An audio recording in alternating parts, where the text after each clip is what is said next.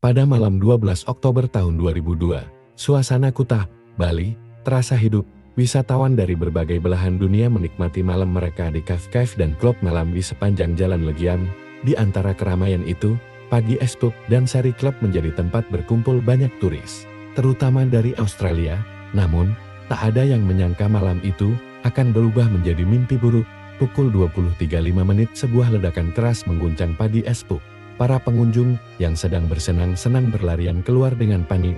Dalam hitungan detik, bangunan klub itu hancur, dan suasana berubah menjadi penuh teriakan dan asap tebal. Banyak yang berusaha melarikan diri, namun ketakutan baru muncul. Hanya 2 menit kemudian, pukul 20.37, sebuah ledakan yang jauh lebih besar mengguncang Jalan Legian, kali ini di depan Sari Club van yang diparkir di depan. Klub tersebut diledakkan, menciptakan bola api raksasa yang meluluh lantakkan sisi jalan. Kedua ledakan tersebut begitu dahsyat hingga merusak bangunan-bangunan di sekitar, memicu kebakaran besar, dan menewaskan 202 orang, serta melukai lebih dari 200 lainnya. Korban tewas datang dari berbagai negara, dengan mayoritas dari Australia.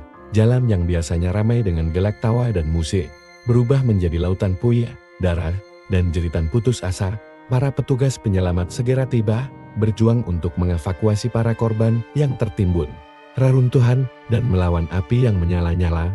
Di tengah kekacauan itu, terlihat wajah-wajah syok dari orang-orang yang selamat, terhuyung-huyung tanpa arah, mencari teman dan keluarga mereka yang hilang keesokan harinya. Dunia terkejut dengan berita tentang serangan ini. Bali, yang selama ini dikenal sebagai Pulau Dewata, sebuah surga wisata tropis yang damai, tiba-tiba menjadi tempat serangan teror mematikan. Ledakan ini tidak hanya menghancurkan fisik bangunan, tetapi juga meninggalkan luka yang mendalam di hati masyarakat Bali, keluarga korban, dan seluruh dunia. Penyelidikan intensif segera dilakukan, dan tak lama kemudian, Jemaah Islam YHJ, kelompok teroris yang berafiliasi dengan Al-Qaeda, dinyatakan bertanggung jawab atas serangan ini. Beberapa pelaku utama, termasuk Imam Samudran, Amrozi, dan Ali Gufron, berhasil ditangkap dan dihukum mati. Meskipun para pelaku telah dihukum, rasa kehilangan dan trauma yang ditinggalkan oleh peristiwa itu masih terasa hingga kini. Monumen peringatan didirikan di Jalan Legian, tempat ratusan nama tertulis, mengingatkan kita akan mereka yang tewas malam itu. Pukul 20.35 bom pertama diledakkan oleh pelaku bunuh diri di dalam klub malam Pagi Es Pub di Jalan Legian, Kuta. Ledakan ini menghancurkan bagian dalam klub dan memicu kepanikan. Pukul 20.37 bom kedua, yang lebih besar, diledakkan di luar Sari Club, sekitar 50 meter dari Pagi Es Pub. Bom kedua ini dipasang dalam sebuah van Mitsubishi L300 yang diparkir di depan klub.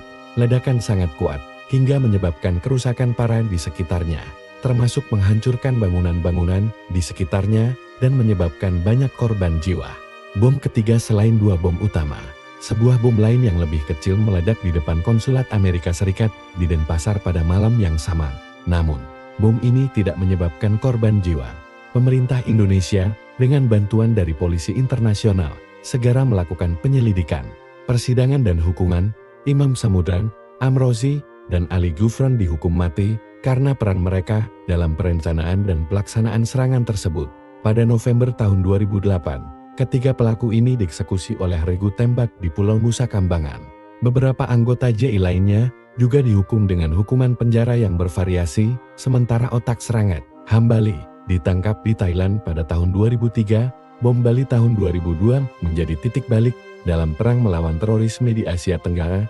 Bom Bali tahun 2002 menjadi titik balik dalam perang melawan teroris, terutama Australia dan Amerika Serikat, untuk memperkuat keamanan dan memerangi terorisme. Serangan ini juga memicu serangkaian reformasi hukum di Indonesia terkait penanganan terorisme. Serangan ini juga meninggalkan dampak yang mendalam bagi keluarga korban dan masyarakat Bali.